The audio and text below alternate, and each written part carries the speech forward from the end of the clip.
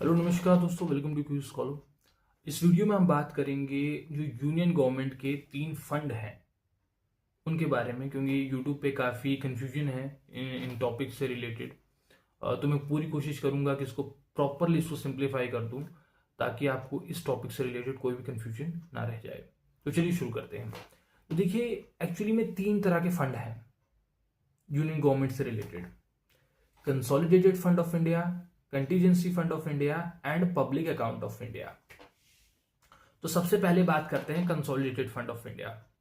तो देखिए, जो सेंट्रल गवर्नमेंट की जितनी भी कमाई है वो सारे पैसे कंसोलिडेटेड फंड ऑफ इंडिया में जमा होते हैं। चाहे वो डायरेक्ट टैक्स से जो उनकी अर्निंग हो रही है, इनडायरेक्ट टैक्स से उनके पास पैसे जा रहे हैं, या फिर किसी तरीके के लोन ले रहे हैं डोमेस्टिक मार्केट से, इंटरनेशनल मार्केट से बॉन्ड्स वगैरह इशू करके, या कुछ भी है। मतलब सारा पैसा, मान लीजिए कि केंद्र सरकार की एक अकाउंट है, जैसा हमारा सिंपल अकाउंट होता है, एग्जाम्पल के लिए मान लीजिए एक अकाउंट है, और सारे जितनी भी सोर्सेस से अर्निंग हो रही है सब उसमें जाके जमा हो जा रही है। वो अकाउंट है कंसोलिडेटेड फंड ऑफ इंडिया। और देखिए, जो कंसोलिडेटेड फंड ऑफ इंडिया है उससे पैसे निकालने के लिए लोकसभा, मतलब लोकसभा राज्यसभा से परमिशन की आवश्यकता होती है। आप ऐसे पैसे नहीं निकाल सकते। अप्रोप्रिएशन बिल लगता है, और वो बिल जब पार्लियामेंट पास कर देती है तब सरकार उससे पैसा निकालती है। अभी बजट सेशन चल रहा है हमारे देश का, ये मार्च का महीना चल रहा है, तो सरकार को अभी टाइम लगेगा, 15-20 दिन लगेगा। उसके बाद अप्रोप्रिएशन बिल आएगी, तब सरकार 2026-27 के लिए जो बजट लाई है उसका पैसा निकलता है। ठीक है जी। और देखिए, जो कंसोलिडेटेड फंड ऑफ इंडिया से ये तो हो गया कि भैया उससे पैसा निकालना है तो परमिशन लगेगी पार्लियामेंट की, लेकिन सभी तरह के खर्चों के लिए परमिशन की आवश्यकता नहीं होती।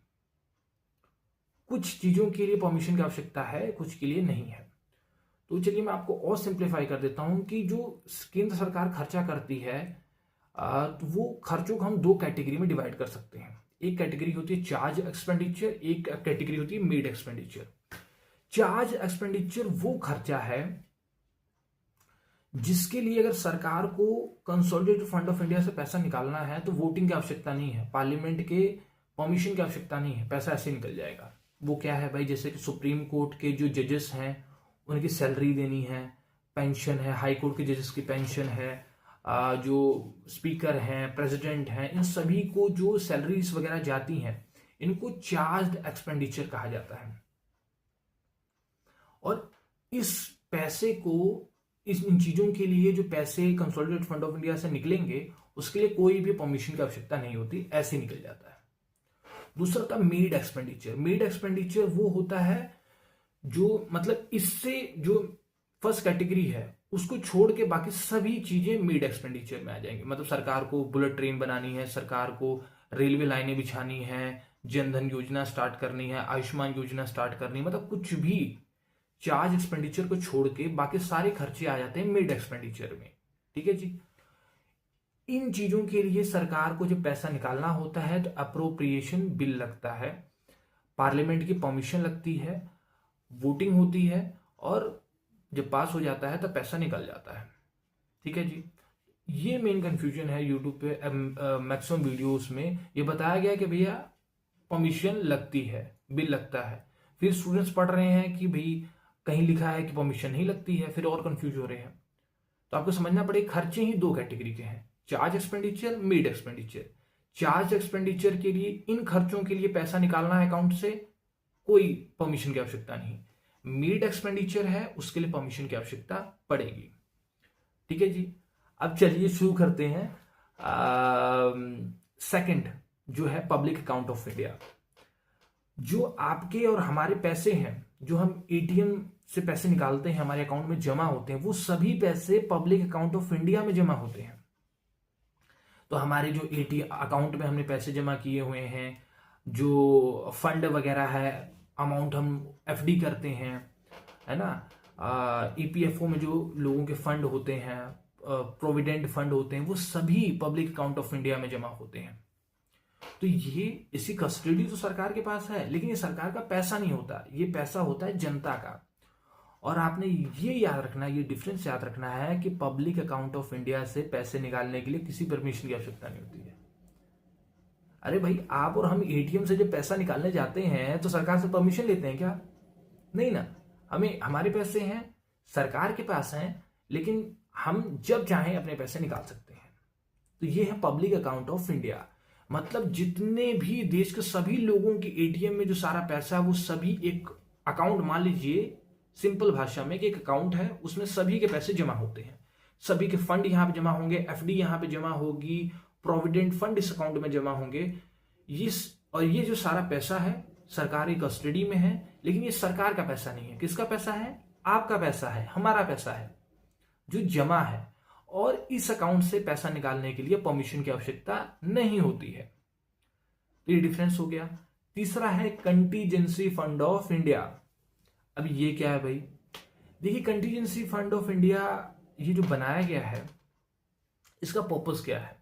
देखिए, बहुत बार क्या होता है कि सरकार लेके चलती है कि भैया इस साल हमें ये करना है, लेकिन बहुत बार क्या होता है कि आपदा आ जाती है, कोई बहुत भयानक कंडीशन क्रिएट हो जाती है जिसके बारे में सरकार ने नहीं सोचा था, या वो अनएक्सपेक्टेड था। जैसे कोविड आया, वो अनएक्सपेक्टेड था, पता ही नहीं था कैसी चीजें हो जाएंगी। तो मान लीजिए कहीं भूकंप आ गया, अब सरकार के पास तो उतना पैसा नहीं है ना। सरकार ने तो अपने बजट के लिए जो प्रोग्राम शुरू किए हैं उसको सस्टेन करने के लिए, उसको प्रोग्राम को इम्प्लीमेंट करने के लिए पैसे निकाले हैं। अब मान लीजिए सिंपल भाषा में कि 1 लाख करोड़ निकाले हैं सरकार ने, और कहीं भूकंप आ गया या कहीं सुनामी आ गई जहां पे बहुत बर्बादी हुई। अब सरकार को चाहिए कि भैया इसको भी ठीक करना है। और ऐसा भी नहीं है कि पैसा निकालेंगे हम, मान लीजिए पैसा निकालते भी हैं तो पैसा निकालने के लिए आपको कंसोलिडेटेड फंड ऑफ इंडिया से पैसा निकालने के लिए आप तो बिल लाना पड़ेगा, पार्लियामेंट से परमिशन लेनी पड़ेगी, ठीक है जी, बड़ा समय लग जाएगा।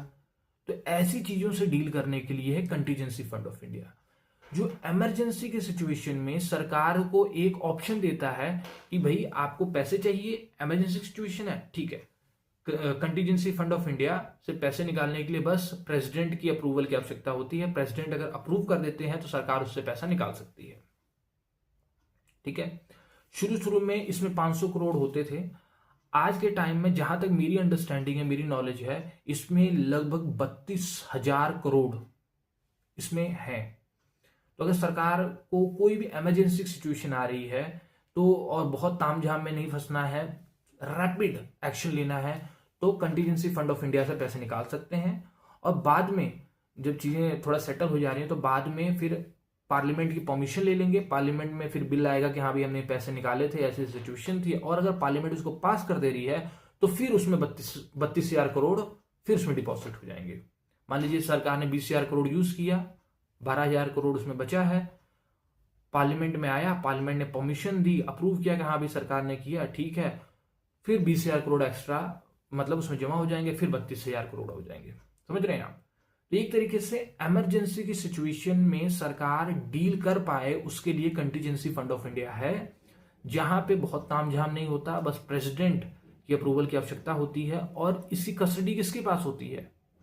ये बहुत ज्यादा गवर्नमेंट एग्जाम में पूछा जाता है। इसकी कस्टडी होती है फाइनेंस सेक्रेटरी के पास, वो इन चीजों को लेके रखते हैं। और परमिशन किसकी लगती है? प्रेसिडेंट की लगती है। तो ये हैं तीनों फंड जिनके बारे में बहुत कंफ्यूजन है। अगर कोई टॉपिक इससे रिलेटेड आपको कोई कंफ्यूजन है तो आप कमेंट कर सकते हैं। और अगर ये वीडियोस आपको इन्फॉर्मेटिव लग रही हैं और लग रहा है किसी भी माध्यम से आपको हेल्प कर रही हैं तो आप चाहें तो इस चैनल को सब्सक्राइब कर सकते हैं। ऐसी ही इन्फॉर्मेटिव वीडियोस आपको रेगुलरली यहाँ पे मिलेंगी इस चैनल पे। Thank you very much, I really appreciate your time. और अगर आपको कोई भी कंफ्यूजन रह गया हो तो आप कमेंट में जरूर लिखें।